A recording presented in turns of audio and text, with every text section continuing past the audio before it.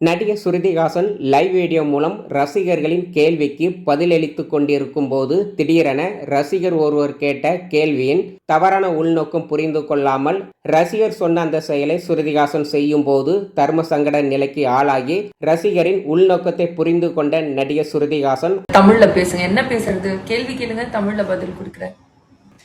Hair பின்னாடி போட்டு கட்டுங்க ப்ளீஸ். இப்படியா கொஞ்சம் போறீங்களா? How about Salan?